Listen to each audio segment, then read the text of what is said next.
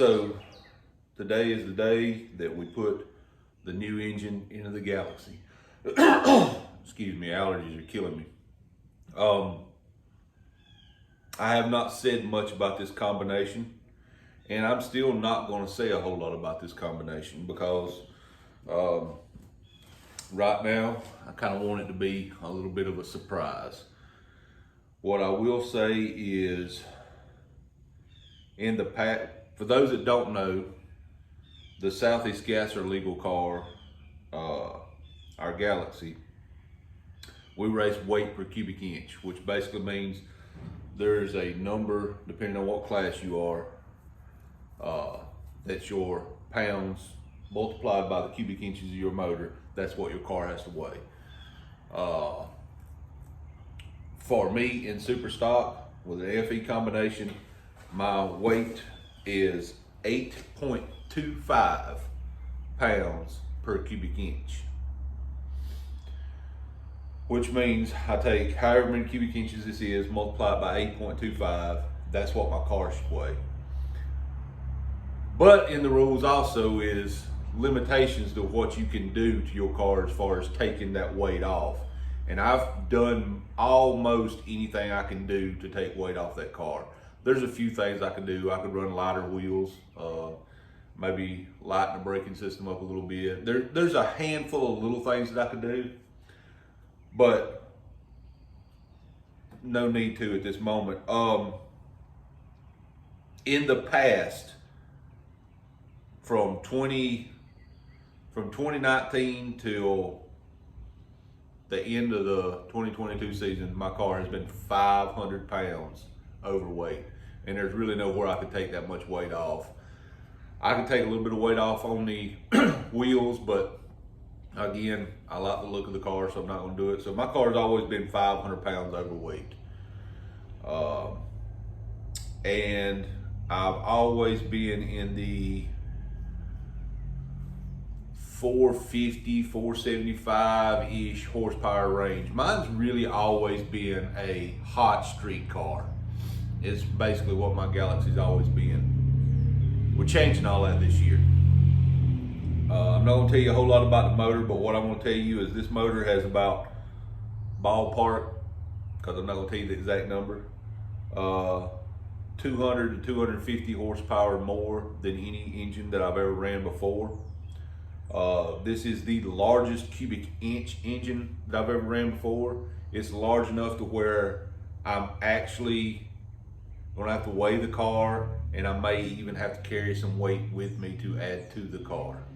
I'm not sure on that yet. I'm hoping it's gonna work out about even, and I can regulate it with the amount of fuel that's in the tank. That's what I'm hoping. So for the first time ever, we're gonna have real power. For the first time ever, we're going to be right at the weight per cubic inch that we're supposed to be at. So that's this weekend, and then after this weekend, after this race this weekend, I can get back to these paying jobs and pay for some of this mess. So there's a few things that still needs to be done to the engine. I just haven't had time to do them, but they're cosmetic stuff that we're supposed to do, and I'm not gonna get into all that right now. But today's the day.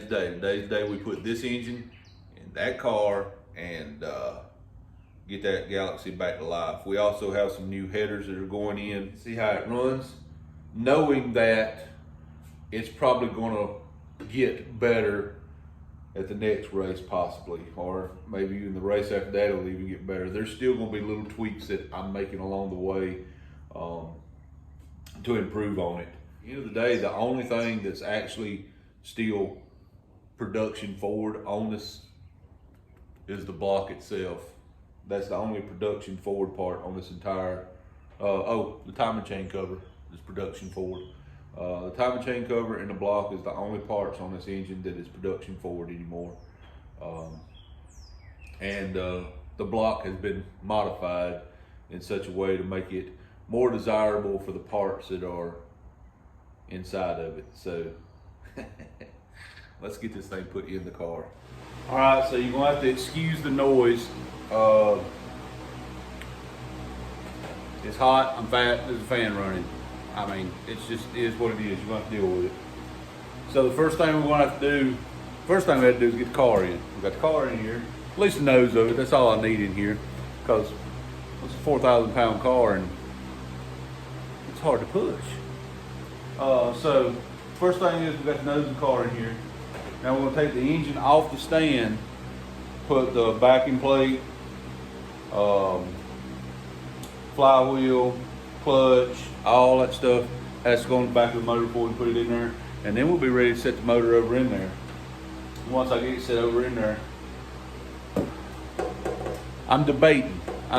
It may be better to put the headers on first. It may be better to put the headers in the car before we put the motor in. Let's take a look at that idea real quick.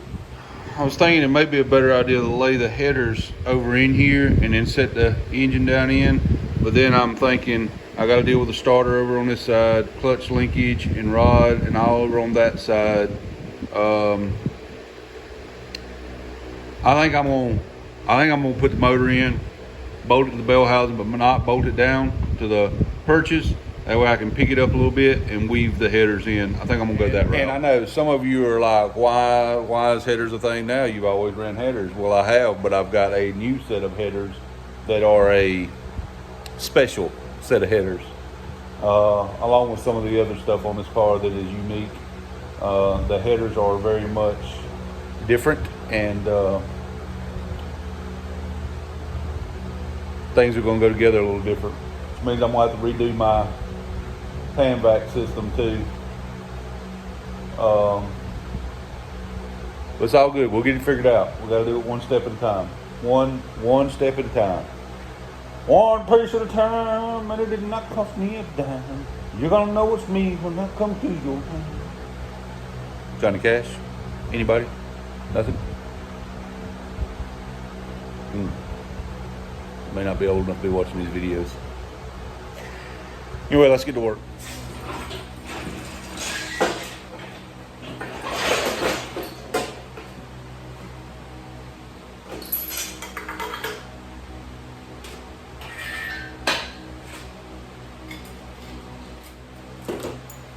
These engine stands are a little bit of a pain in the arse to get an engine off of, but they're great stands. Now, for those who have never done this before, there is kind of an order to things, especially if you're new to Fords.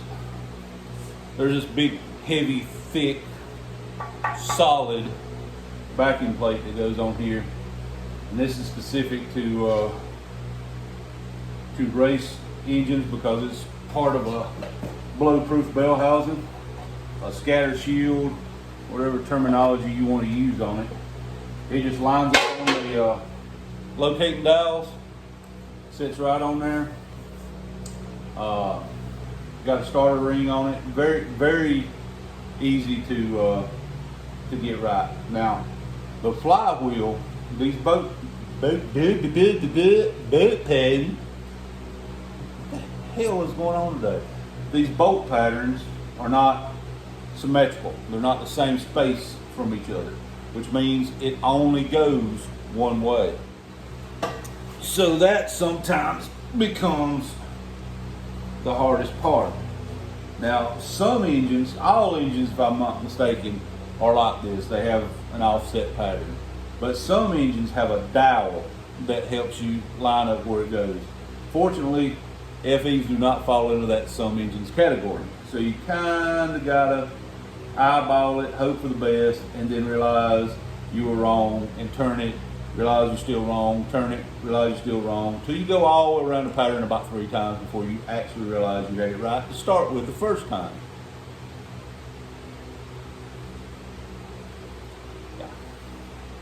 Alright, so this is a SFI approved flywheel. It has all the stampings and numbers on it. The bell housing's SFI approved. All this is stuff that you, I don't want to say you have to go racing, because at the end of the day, shit, you can go racing with a bicycle. It doesn't matter. This is all stuff that some sanctioning bodies require, is that you have all your approval stuff. This is a heavy chunk of metal.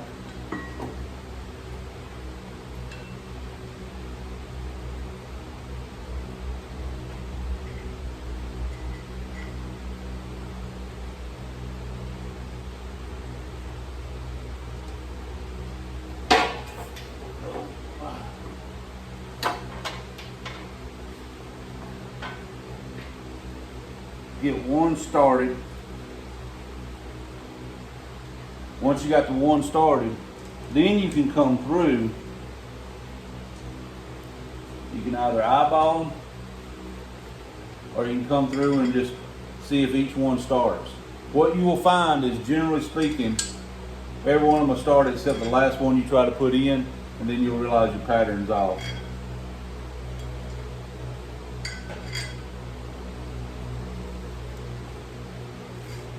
And apparently, I still have one bolt over there somewhere, but my pattern's not right. So I've got 3 that started, but I've got 2 that didn't start this time. So the pattern is obviously wrong. Let's see, which way do I want to attempt to take my pattern now? All right, so that's on there. Bolted down. I got to break out the torque wrench, give her a little clickety clacks. I'll put the clutch on, pressure plate, all that goodness, and then we'll be ready to start trying to maneuver it into the car. Let me get this torque down, get the clutch and pressure plate and get that on here, and then we can start setting this bad boy over in there.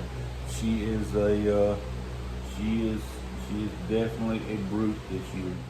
One quick thing, there's a lot of tools out there to line a clutch disc up with, but there's nothing better than the original jack shaft from a transmission. This is a spare jack shaft I have for my high power transmission, so the spline counts match perfectly, and then that matches, so then when you slide it up on there, you're good. That makes it a whole lot easier. There's no guesstimating, there's no wondering where everything goes. That makes it a perfect fit every time. So if you have the opportunity, if you're running a manual and you have an opportunity to pick up a used jack shaft, grab one for whatever transmission you're running, especially if it's something you think you might do more than once. If it's something you think you might do more than one vehicle like that, say you're an FE guy, go out and get you a spare. You can order them online, find them on eBay or something. Order you a spare input shaft from a top loader and put it in your toolbox. You'll be able to do it to any, it'll fit any top loader style setup you're doing. So for those that are wondering, I do run a ram clutch setup. There's other clutch companies out there. I think this one's can be a little complicated of setting up and all, but there are other companies out there that make clutch setups, and basically clutch setups for race applications are not cheap. Even a single disc setup like this is not cheap. So although there has been other people talk about other clutches, when it comes down to it,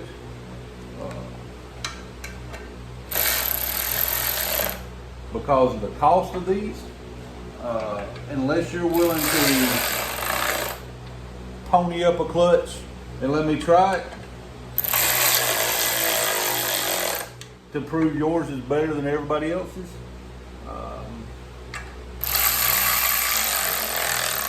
I will be staying where I am. I'm gonna stick with the girl that brought me to the dance, and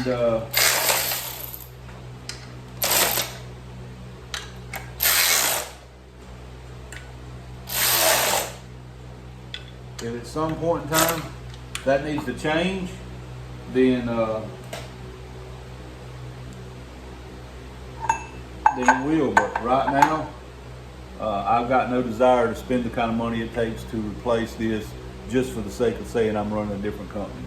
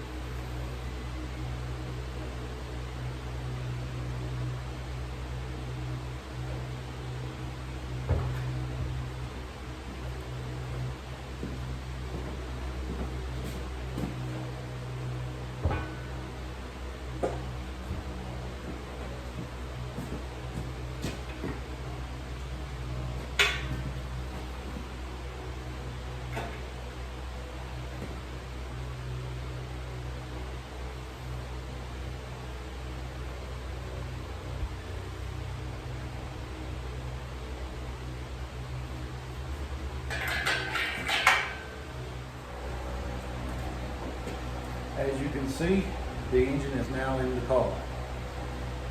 Now I had to cut away.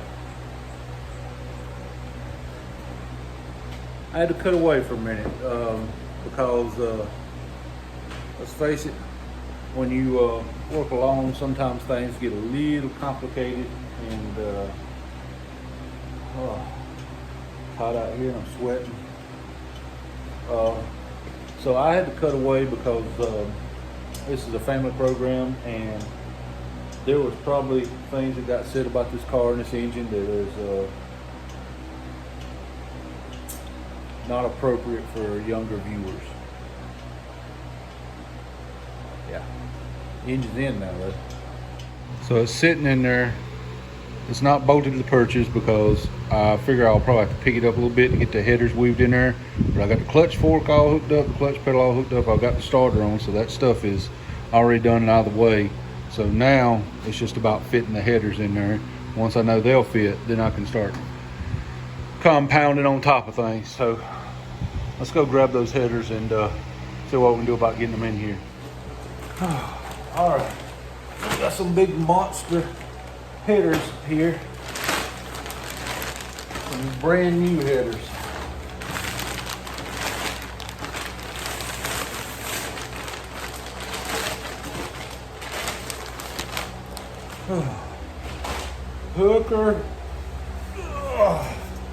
Hooker Super Comp headers.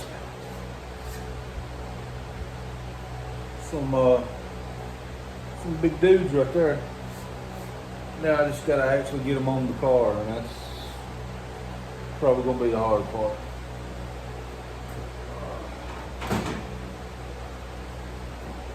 Yeah, these are, well, it's gonna be able to breathe at least, right? Yeah, I gotta get them in there.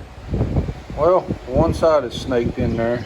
Well, these headers, and all this stuff we move. Well, these headers, you have to trim part of the inner fender because two tubes, I hadn't fooled with driver's side yet. Passenger side, two tubes go over the frame rail, two tubes go in the frame rail, and they slip together at the collector. Big tubes, big tubes. She can breathe now, boys.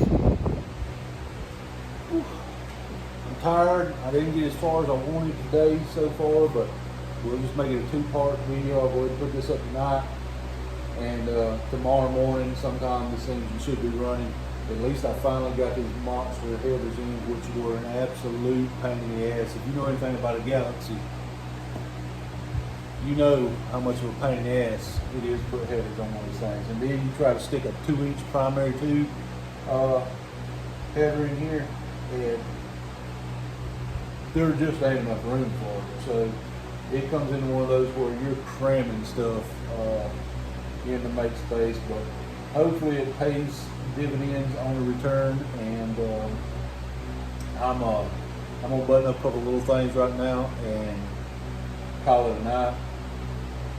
As you can see, I had to lift the motor a little bit just to squeeze them in there, and I'm about to just let it sit down and thump on top of the header tubes, because it just is what it is. We've crammed all we can get into this motor right now. She bad, boys. She bad. Taste. Y'all stay tuned for the next. Look at my hands. Good Lord. Y'all stay tuned for the next video. I'll be doing it tomorrow, and hopefully tomorrow this thing makes noise. You can hear the rain's already setting in for the evening. I'm trying to get as much as I can done, but we'll get her knocked out tomorrow. God bless y'all. Hope the Lord blesses you more today than he did yesterday. Listen, if you have not subscribed to the channel yet, and a free engine has not been your motivation to help us grow the channel, seeing this thing make passes this weekend, well, that's a pretty good reason to subscribe. And we'll be back at the track this weekend, weather permitting, with what I hope is an absolute beast. Love you guys.